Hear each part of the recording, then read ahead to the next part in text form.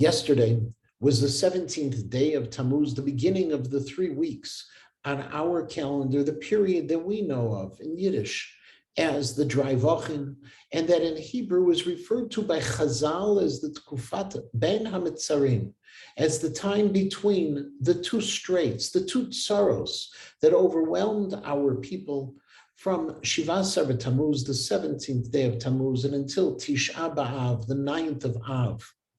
On the 17th of Tammuz, the Mishnah teaches us 5 terrible tragedies befell the Jewish people. First, Moshe Rabbeinu broke the Luchot.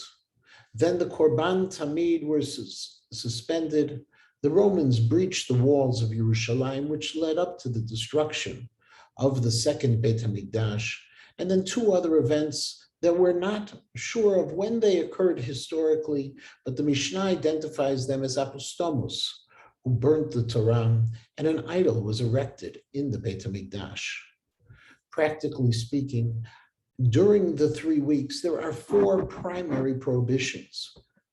According to Ashkenazi practice, we don't have weddings, and with them, music and dancing are prohibited. We don't take haircuts during the 3 weeks. These prohibitions stem from the obligation we have to mourn the Beit HaMikdash in preparation for Tisha B'Av.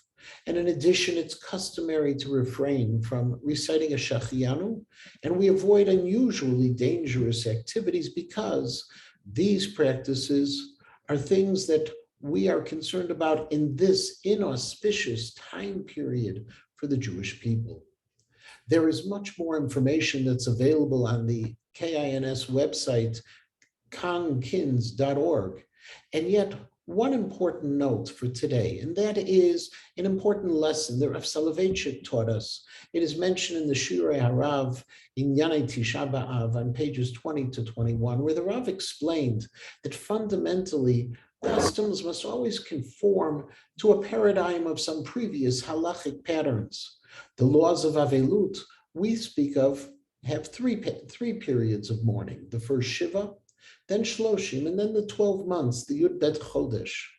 Rav Soloveitchik maintained that the mourning over the Beit HaMikdash, because it is an Avelut Yeshana, a historic mourning, and not an Avelut Chadasha, a new mourning that has the visceral pain and suffering associated with immediately, we need on an Avelut Yeshana, he explained, to have the opposite pattern of mourning. We need to build up to appreciate what we lost.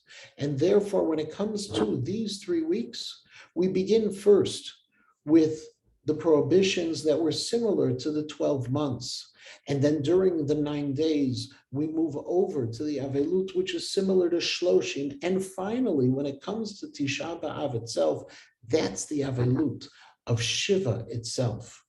Because of all of that, we now understand how the Avelut of these 3 weeks build and why they build, to bring us to a full appreciation of what was lost of the Beit HaMikdash, and to bring us to the point where, despite this event having happened so many years ago, we still can feel the loss of the Beit HaMikdash and the unity that it brought to our people. The fast, according to our custom at KINS, is over 30 minutes after the Shkia, which in Chicago will be at 8:55 this evening.